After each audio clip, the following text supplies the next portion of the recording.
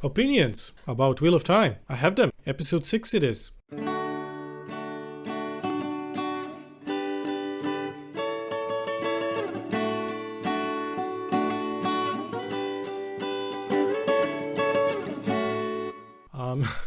Let's chat about a bit episode 6. It's still very much fresh in my mind. I just saw it. And overall, I think I've enjoyed it much more than the previous episode. I think in many ways, episode 5 was probably my least favorite episode. It wasn't terrible, but I thought that some of the subplots, especially with Egwene and Perrin, were kind of weak. But I think this episode foreshadows quite a bit, especially in the larger meta sense of what significant changes the show, the adaptation, is gonna undertake going forward. But let's leave that for later. First, let's start with the actual episode. Well, this is an episode where all of our Two Rivers heroes and heroines finally reunite. So essentially, in a nutshell, this episode is all three separate groups reunite. So Egwene and Perrin reunite with Nynaeve and Lan and Moraine, and with Rand and Mat. And this is also an episode where Moraine meets Siuan Sanche, the Emerald Seat, for the first time in 2 years. And there is a reckoning after one of the sisters was killed by Logain, and Logain is then sentenced to, imprisonment and Moraine's punishment. And we see the connection between Moraine and Siuan, and also Loyal is a much more closer included with the bunch, with the group. And to top it all off, the subplot of Mat and his curse is essentially done. It's pretty much over. So what I liked about this episode, first of all, the opening, the cold open was brief, but it was quite well done, especially well acted. It's about Siuan Sanche's childhood. I don't think it's that detailed in the books. It's referenced here and there by herself, but here we see young Siuan Sanche and her father being just honest river folk fishing, and her being a channeler and trying to hide it, but eventually not being able to hide it anymore and going on her own way, separated from her father, to become an Aes Sedai. And the scenery in that open is really beautiful. And honestly, even though I kind of hated it in the books, but part of me is happy that we are still submitted to the absolute onslaught of fisherman lingo and puns from Siuan herself, when she was a child and especially now that she's an adult. She doesn't lose who she is. She doesn't kind of hide her heritage, her roots. She is still someone who grew up on a river. And yeah, that was nice. I think the Logain scene where Logain is being sentenced, I think some of what he says is also foreshadowing for Siuan Sanche's fate, not faith, because he kind of mentions her weakened state as a leader, not necessarily as a channeler, but as a leader, mentioning that any other Emerald seat 100 years ago wouldn't even allow for a male channeler to be brought in front of her.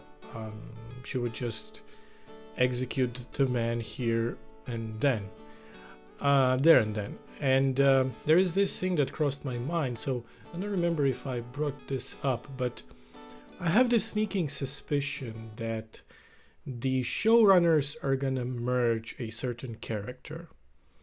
I have a suspicion that they're going to merge the character of Logain and Mazrim Taim. So if you need a refresher, Mazrim Taim is another false dragon, a powerful one at that, who kind of becomes the... I don't know how would I describe him. A viper in Rand's nest or something like that. Someone who betrays Rand. And they serve similar purpose, Logain and Mazrim Taim, but with different outcomes. The kind of divide being that I think Logain is never that antagonistic, where Mazrim Taim is almost cartoonishly suspicious from the moment he's introduced to the story. And here in the show, Logain is definitely more antagonistic. I'm not saying villainous, but antagonistic for sure, and much more further along with his insanity than he was in the books. So I do have a sneaking suspicion that they might merge these two characters. And I do think that's not, on principle, merging characters, making compound characters is not a bad technique when you are adapting something. I think it could work if they give it enough nuance, because I think merging those two characters is going to introduce some plot points that are not going to work, but they are minor ones, so we'll see. It may not happen, but yeah. Another thing about that scene, I have to say, the interaction between Moraine and Sioan Sanche, I did not expect for them to have a romantic relationship. I do think that it works. They did have a certain chemistry in the books. There was a specific type of intimacy between them in subtext, I guess. I just never saw it as something above a platonic bond, but here it's not. They are in a relationship of some kind. So, granted, I haven't read the prequel novel, so maybe it's, on the page when the two of them were younger, but I don't have that knowledge. I should read that book though. So either way, whether it's not in the books or not, I think it works. I also really appreciate that the dagger subplot with Matt got resolved fairly quickly.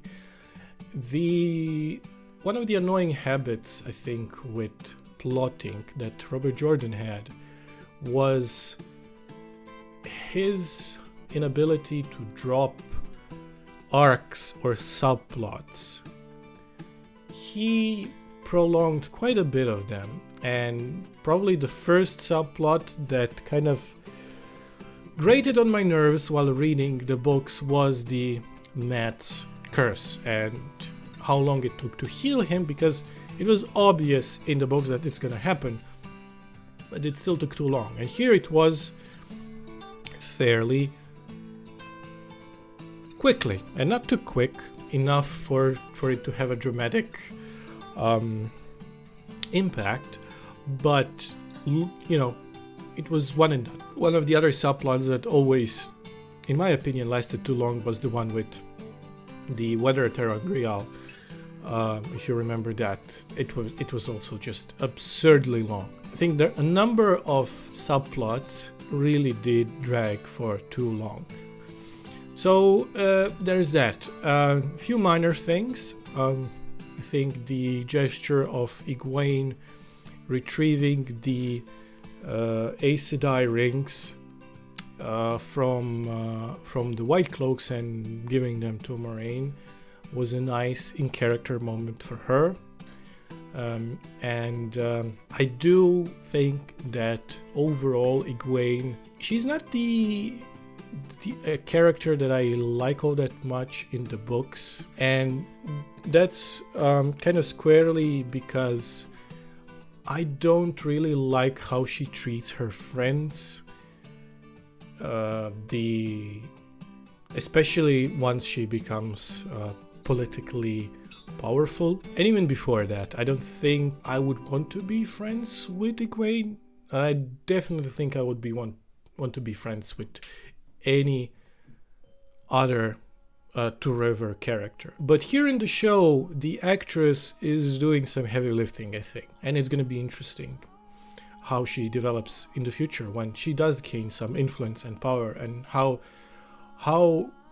easy it's going to be or difficult to like her as a character, as a person.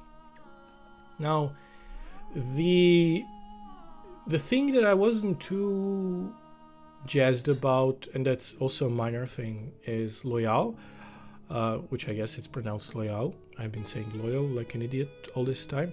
So Loyal is a character that I really like. He is not given all that much to do in the show.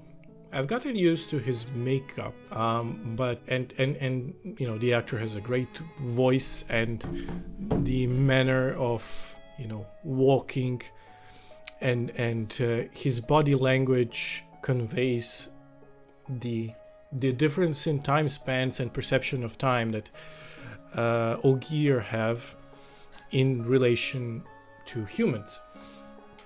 But he's barely a character here, and you know, he's pretty important, especially in the beginning. So maybe he's gonna get much more to do in the next episode, since the episode ends as they are entering the ways, and he's guiding the group through those ways, because Moraine has been exiled as her punishment for you know, stealing Logain and not bringing him to be trialed in front of Emerald Seat.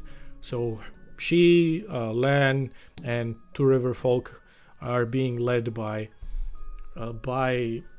Loyal through the ways to the Eye of the World. Now, another question I have is, they're making Eye of the World the same thing as the Boar, or am I not understanding something? So Eye of the World also holds the prison of the Dark One? Question mark? I'm not too sure about that. I'm just confused. Why would they? But you know, if they merge some concepts, I don't know. I don't know what to say.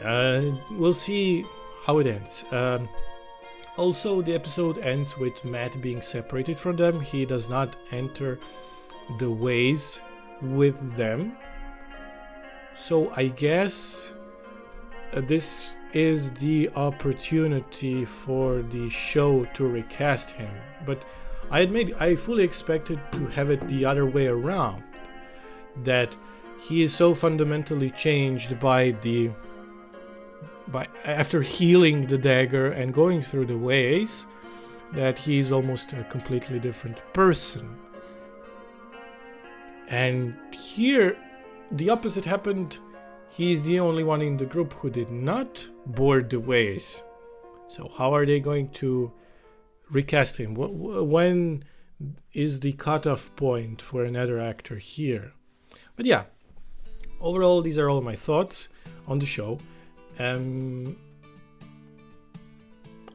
curious at how they're going to wrap this all up, since I imagine episode 7 is gonna take fully in the ways, because it is a significant part of the book, the first book, and it's kind of a cool chase in the book, so we'll see how they do it on the show.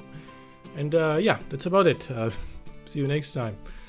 I am probably gonna go and see episode 7 right about now. Bye bye.